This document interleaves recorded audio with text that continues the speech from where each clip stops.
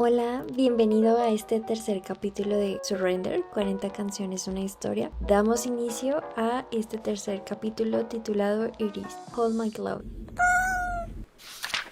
La estrella que nos da luz desapareció por un tiempo, pero no es una ilusión. El dolor de mi corazón es una parte importante de lo que soy. Hay algo en tus ojos que tardó 1000 años en llegar aquí. Hay algo en tus ojos que tardó 1000 años. 1000 años. Imaginemos a un hombre de 55 años cantándole a su madre delante de 20,000 personas noche tras noche. A ver, ¿se puede saber qué pasa? Desde luego, es muy duro perder a tu madre a los 14 años, pero a estas alturas ese hombre ya debería haberlo superado, ¿no? ¿En serio? Como vocalista de la banda YouTube recibo un buen montón de críticas. Sea justo o injusto, forma parte de la descripción del puesto y a menudo me resulta casi divertido. Ninguna de estas pullas puede compararse con el tipo de reproches que yo mismo me hago, sobre todo encima del escenario, cuando me saltan infinidad de rollos psicológicos y psicodélicos. Hay una increíble cantidad de interferencias cuando estoy en el escenario y ante la multitud. ¿Se puede saber qué pasa? La pregunta anterior. Un ejemplo de las acusaciones más inútiles que oigo en mi mente justo antes de empezar a cantar Iris. Parece como si tuviera a mi propio Satán subido al hombro, sembrando la duda a cada paso. Ese diablillo pintarrajea grafitis emocionales por todas las paredes de mi autoestima. Pero el diablillo soy yo. Así que, ¿por qué me empeño en hacerme pasar por ese mal trago? Alguien ha comparado la oración con estar en un mar agitado, en una barca sin remo. Lo único que tienes es una cuerda que en algún lugar remoto está amarrada al puerto. Puedes ir tirando de esta cuerda para acercarte más a Dios. Las canciones son mis rizos negros y carcajadas como campana. Tengo muy pocos recuerdos de mi madre, Iris. Mi hermano Norman tampoco tiene. La explicación más sencilla es que cuando murió en nuestra casa no volvimos a hablar de ella. En realidad temo que ocurriera algo peor. Apenas volvimos a pensar en Iris. Éramos 3 varones irlandeses y evitamos el dolor que sabíamos que afloraría al pensar y hablar en ella. En 2014, en Song of the Innocent, me había dado permiso para mirar atrás, para levantar las piedras debajo, las que sabía que chorroteaban unas inquietantes hormigas. Intenté entrelazar los retazos de recuerdos que me quedaban de mi madre y plasmarlos en una canción. Iris me ofrecería a ella convertido en canción. La encontraría. 3 días antes del lanzamiento del disco me entró el pánico. Había dejado de gustarme la idea de que Iris saliera al éter, de los lanzamientos musicales, de que saliera al mundo esa canción escrita por un hombre de 55 años que llamaba a gritos a su difunta madre. En el último momento Iris me pareció desmedida en todos los sentidos, demasiado blanda, demasiado histriónica, demasiado expuesta, un capricho excesivo para que una banda tuviera que guardárselo a su cantante. Como en un principio iba a ser un lanzamiento exclusivamente digital para 500 millones de personas, esa es otra historia, luego la contaré. Intenté sacar la canción del álbum. No era como si tuviese que tirar a la basura 1 millón de CDs o de vinilos, pero también el mundo digital tiene sus fechas límites y la mía ya había pasado. Apple había cargado el álbum en infinidad de sistemas virtuales y quitar esa pista implicaría hacer estallar el mundo. O algo igual de malo. Me quedé mirando a la pared mientras me preguntaba por qué el dolor aún era tan crudo. ¿Por qué pensar en Iris me dolía tanto? Pasados tantos años. ¿Cuántos exactamente habían transcurrido? Estamos en 2014, 40 años después de su muerte. Y en septiembre, 40 años en el mes exacto. ¿En serio? ¿Y en qué fecha en concreta? No me acordaba. Mandé mensaje a mi hermano, tampoco se acordaba. Llamé a mi tío, el tío Jack, tampoco se acordaba, aunque sí recordaba que enterraron a Gangs Racking, mi abuelo, el 9 de septiembre, porque fue la última vez que vio a su hermana Iris. El 9 de septiembre era el lanzamiento del disco, aunque nadie lo supiera. Songs of the Innocent llegó al mundo en la misma fecha en que hablé con mi madre por última vez. ¿A qué se deben esos hallazgos fortuitos? ¿Son mera coincidencia? Atesoro el misterio de cualquier señal cósmica, así que hay cierto consuelo en pensar que era un indicio de que hacía lo correcto. Libérate para ser tú mismo. Ojalá pudieras verte. Esa frase se convirtió en mi mantra. Libérate para ser tú mismo. Y los recuerdos comenzaron a fluir. La risa de Iris, su sentido del humor negro, como sus rizos morenos, la risa inoportuna, era su debilidad. Una vez Bob mi padre, criado en el centro de Dublín, había llevado a mi madre y a Ruth, su hermana, al ballet, pero luego se murió de vergüenza con los ataques de risa contenida de mi madre ante las protecciones genitales tan abultadas que llevaban los bailarines debajo de las mallas. Recuerdo que cuando tenía 7 u 8 años era muy travieso. Iris me perseguía mientras blandía una vara larga que le había dado una amiga, con la promesa de que eso me haría entrar en vereda. Yo estaba muerto de miedo mientras Iris me perseguía por el jardín, pero cuando me atreví a mirar atrás vi que se partía de risa. Ni un ápice de ella creía en aquel castigo medieval ni en la maldad del muchacho. Recuerdo estar en la cocina viendo cómo Iris planchaba el uniforme del colegio de mi hermano. Un leve zumbido del taladro eléctrico procedente del piso de arriba, donde el manitas de mi padre estaba colgando una estantería. ¿Qué él había hecho? De pronto, un grito, un sonido inhumano, un alarido animal. ¡Iris! ¡Iris! ¡Llama a una ambulancia! Corrimos hasta el pie de las escaleras y nos lo encontramos en el descansillo de arriba con la herramienta eléctrica en la mano. Al parecer se había taladrado la entrepierna. Se le había resbalado la broca y ahora estaba tieso del miedo porque no sabía si se le volvería a poner tiesa.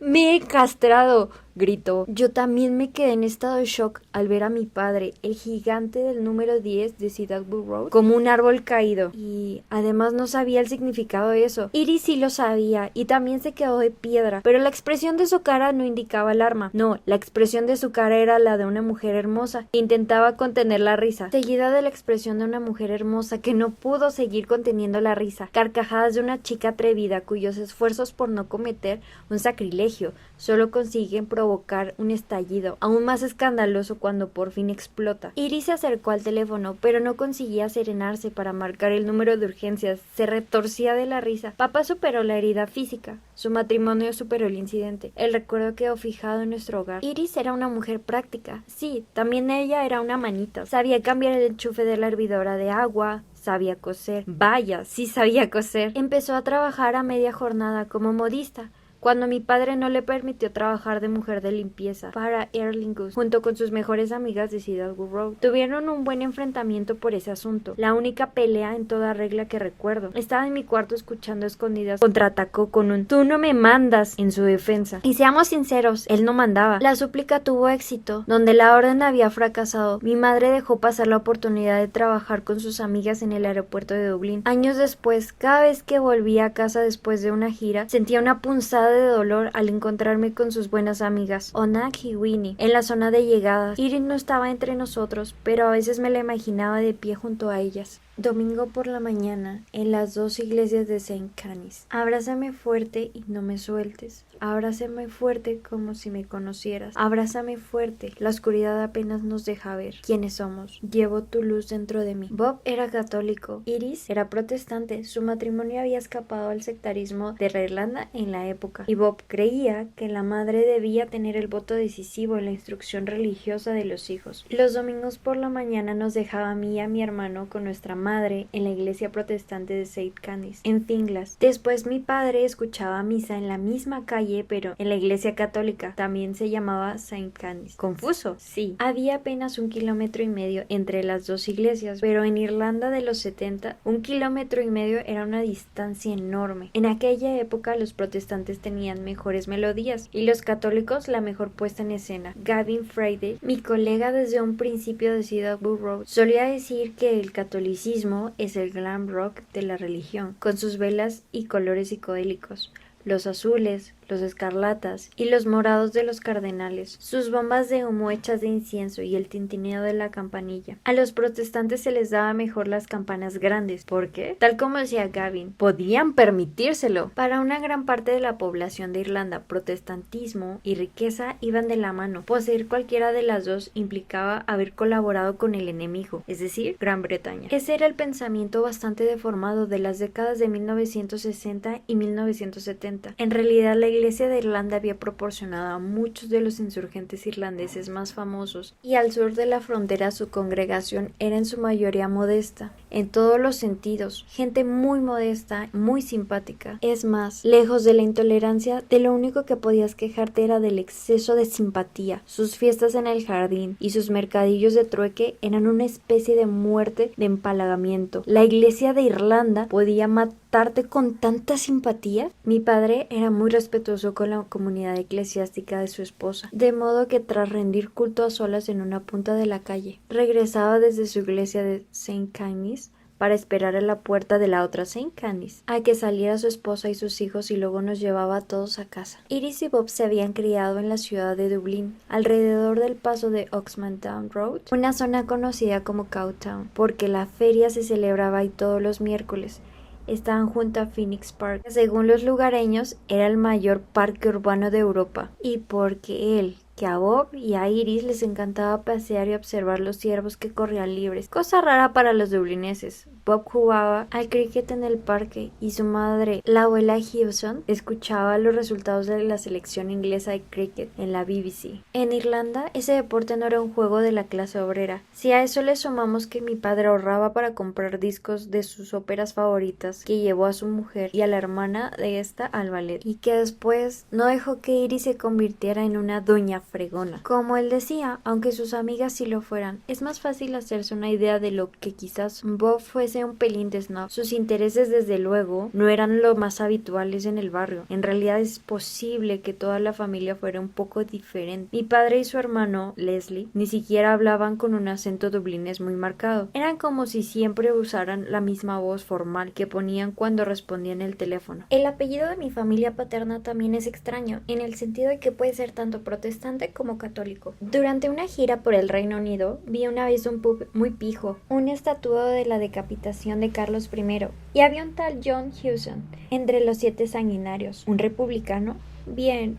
¿Uno de los partidarios de Cromwell? Mal. De niño me daba cuenta que los Hewson tenían que vivir en un universo mental, mientras que los Rankin estaban más a gusto con su cuerpo. A veces los Hewson pensaban demasiado. Mi padre, por ejemplo, no visitaba a sus propios hermanos sin avisar, por si no querían verlo. Hacía falta que lo invitaran. Mi madre, una Rankin, le decía que se pasara por su casa, sin más. Sus familiares siempre hacían visitas improvisadas. ¿Dónde está el problema? Somos una familia. Los Rankin se pasan de día riendo, y si bien los Hewson no podemos hacer lo mismo, digamos que tenemos un temperamento propio con el que entretenernos, un temperamento fuerte. Puede que yo haya heredado un poco de cada. Hay otra diferencia. La familia Rankin es susceptible al aneurisma cerebral. De las 5 hermanas Rankin, 3 murieron de aneurisma, entre ellas Iris, Jesús, Iris y José. Mi madre solo llegó a oírme cantar en público una vez. Interpreté al faraón en el musical de Andrew Lloyd Webber Joseph and the Amazing Technicolor Dreamcoat. En realidad se trataba del papel de un imitador de Elvis, así que eso es lo que hice. Vestido igual que él, torcía el labio y hacía temblar las paredes. Iris se reía sin parar. Parecía sorprendida de que supiera cantar, de que tuviera una vena musical, lo cual me extrañó, pues lo había dejado entrever muchas veces con mi actitud. Desde que era muy pequeño, cuando apenas llegaba a la altura del teclado, me quedaba embobado con el piano. En nuestra iglesia había uno, y cualquier rato que consiguiera pasar a solas con ese instrumento lo consideraba sagrado. Me pasé siglos tratando de averiguar qué sonido hacían las teclas o qué ocurría si apretaba uno de los pedales con el pie. No sabía qué era la reverberación. No podía creer que una acción tan sencilla pudiera convertir nuestra modesta capilla en una catedral. Recuerdo que cuando encontraba una nota con la mano, enseguida buscaba otra nota con la que entonara, y otra. Había nacido con melodías en la cabeza y estaba buscando la manera de oírlas en el mundo. Iris no buscaba ese tipo de señales, así que no las veía. Iris no era romántica, era práctica, una mujer frugal que hacía la ropa. Cuando mi abuela decidió vender el piano, mis indirectas sobre lo bien que quedaría nuestra casa no pudieron haber sido más directas. No seas bobo, ¿dónde lo vamos a meter? Ni hablar del piano en nuestra casa, no había sitio. Iris tuvo una segunda oportunidad de enmendarlo. Cuando cumplí los 11 años, mis padres me mandaron a la St. Patrick's Cathedral Grammar School en el centro, un colegio famoso por su coro masculino. En la entrevista, el señor Horner, el director, me preguntó si me interesaría formar parte del coro. Me dio un vuelco en el corazón, pero sentí el nerviosismo propio de un muchacho de 11 años, que alega tener talento que todavía no ha demostrado. Iris, que debió de percibir mi azoramiento, respondió por mí. En absoluto. A Paul no le gusta cantar. Para una criatura tan comprometida con la música, el comportamiento de mi madre podría parecer un poco raro, como si apenas conociera a su segundo hijo, pero dudo que fuera así. Iris se dedicaba a resolver problemas, no a crearlos, como tantas veces estaba haciendo práctica nada más, de catedral a templo. Al nacer empezamos a olvidar la razón por la que venimos, pero a ti Estoy seguro de que te conocí. Mucho antes de la noche en que se apaguen las estrellas, nos volveremos a encontrar. En septiembre de 1972 tenía 11 años y estaba en primer curso de Mountain Blade, la St. Patrick's Cathedral Grammar School. Había sido una desdicha para mí y para ellos. La gota que colmó el vaso fue una profesora de español a la que llamábamos Biddy, una vieja urruca, y de la que estoy convencido de que tachaba mis deberes sin siquiera mirarlos. Me sentía humillado, pero lo que empezó como una mofa a mi costa acabó por convertirme en un gamberro. Cuando hacía buen tiempo, Biddy sacaba la comida de un tupper de plástico transparente y se sentaba a tomarlo en un banco del parque, a la sombra de la imponente catedral de St. Patrick, la más grande del país. A los alumnos de la escuela no nos permitían salir al parque a la hora de comer, pero yo había averiguado la forma de saltar la verja. Y un día, un par de cómplices logramos meter excremento de perro a su tupper. Fue nuestra venganza por cagarse en nuestros trabajos. Es posible que se le manchara el pelo de mierda, y fue bochornoso. No es de extrañar que al acabar el trimestre,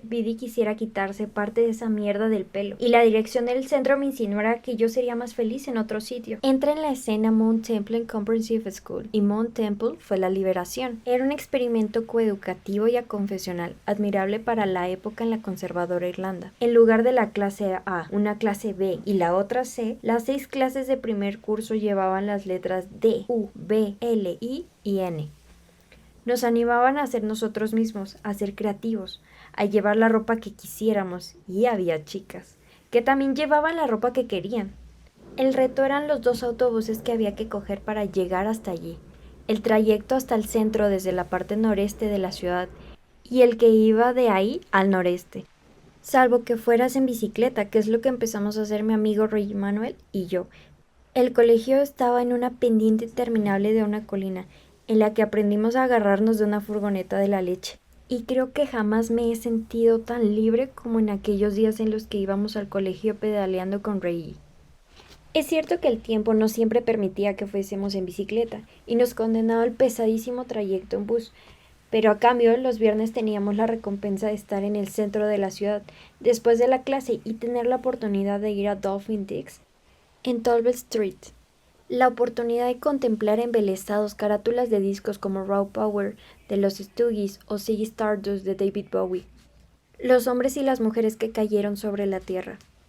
La única razón por la que no estaba en Dolphin Dicks a las 17:30 horas, el 17 de mayo de 1974, es que hubo una huelga de autobuses y tuvimos que ir en bicicleta a clase. Ya estábamos en casa cuando las calles rodeaban a Dolphin Dicks saltaron por los aires a causa de un coche bomba en Talbot Street. Otra bomba estalló en Barnett Street y otra más en South Leinster Street.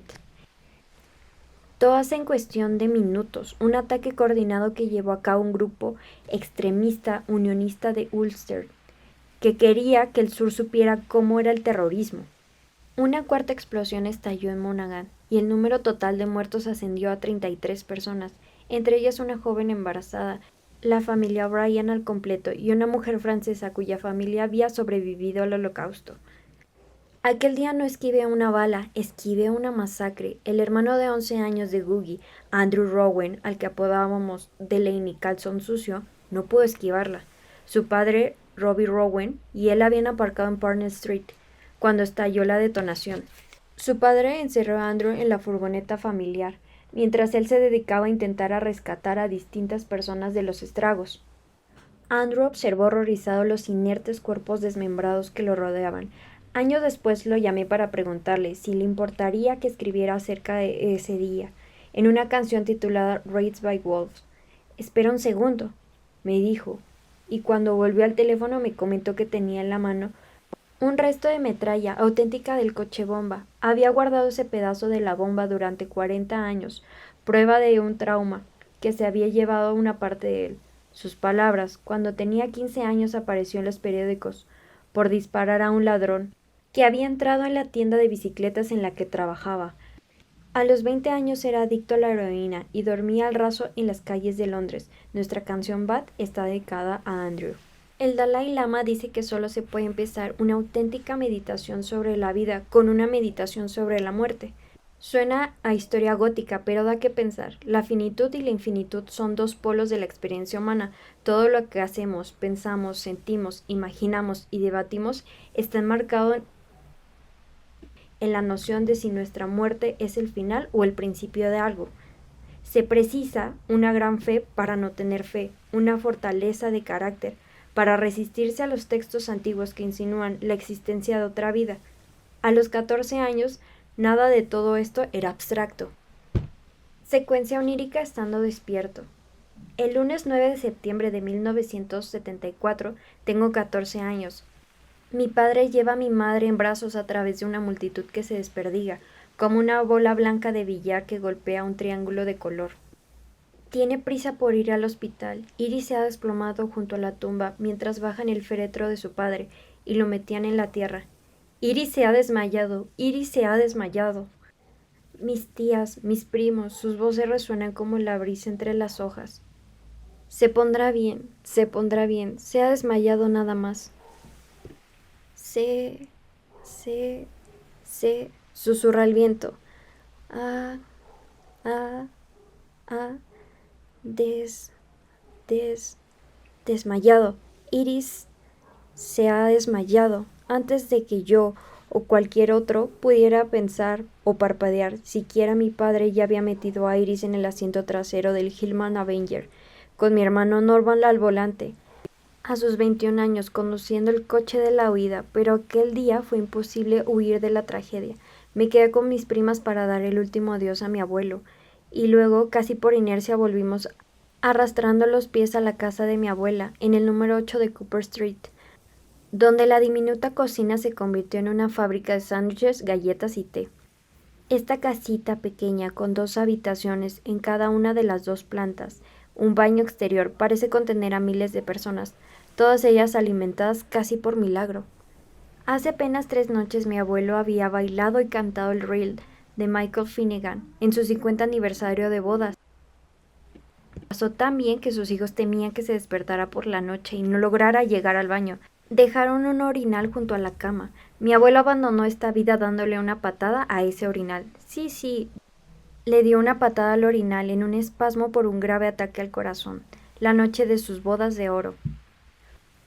Hoy todas las hermanas, los hermanos y los sobrinos de la familia Rankin estamos apretujados en esta reducida casita de ladrillo rojo, y aunque es el funeral del abuelo, y aunque Iris se haya desmayado, somos niños, así que corremos y nos reímos con los primos, hasta que una puerta se abre de sopetón. Ruth, la hermana menor de mi madre y su mejor amiga, interrumpen la sala con su marido Ted, que está llorando.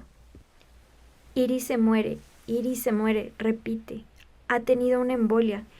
El tío Ted se deshace en llanto, pero todo el mundo quiere enterarse de lo ocurrido, y se arremolina alrededor de la pareja para conocer a fondo la noticia. Iris es una de los 8 hijos del número 8. Tiene 4 hermanas, Ruth, Stella, Pat y Olive.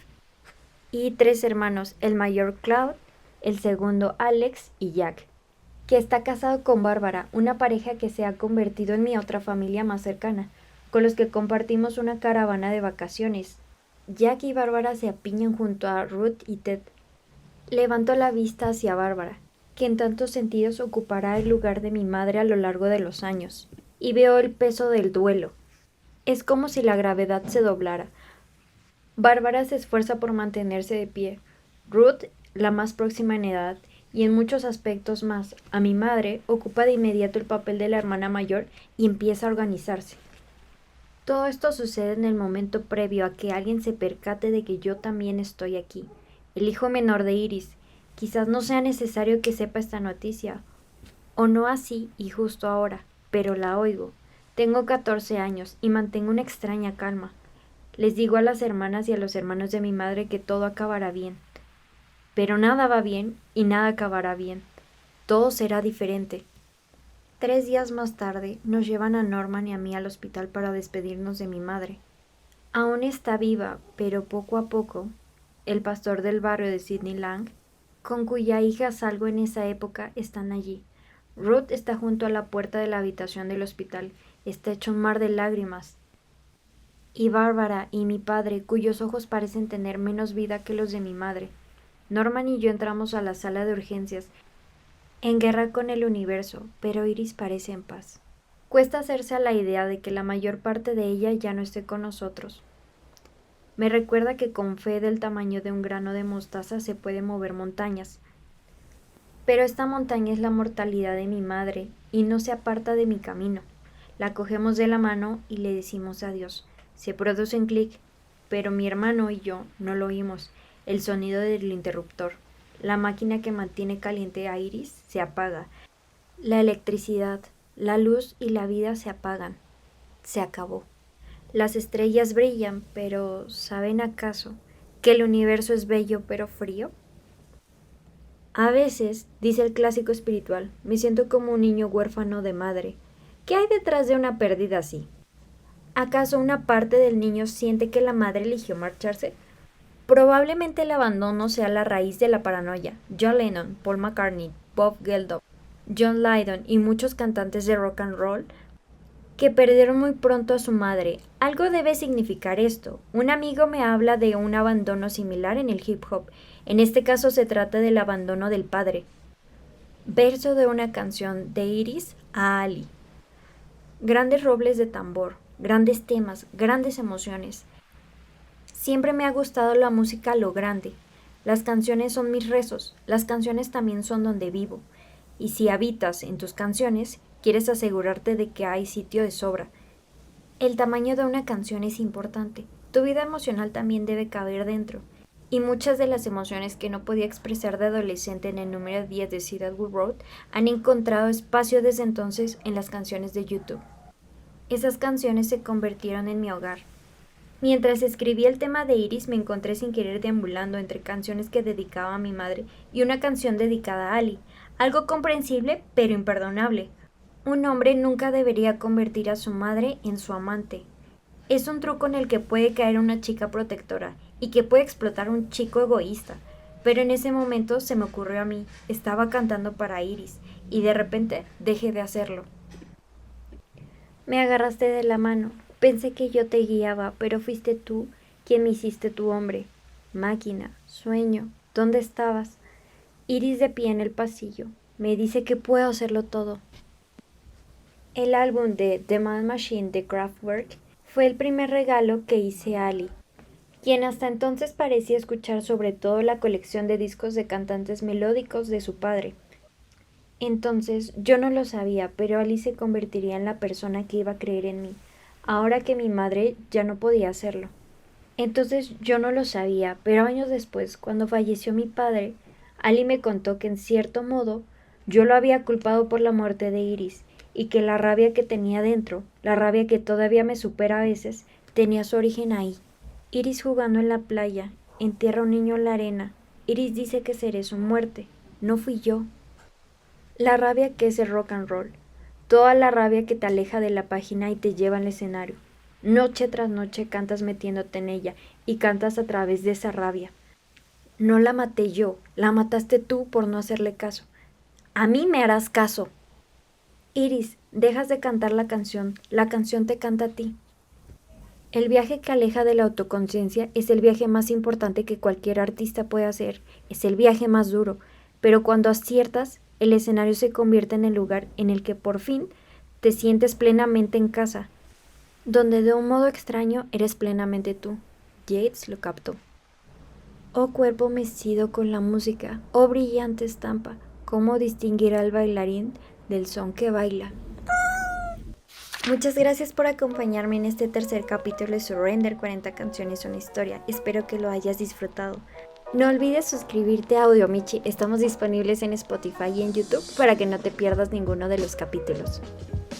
Nos vemos en el siguiente capítulo, cuídate y sigue disfrutando de este podcast. Bye.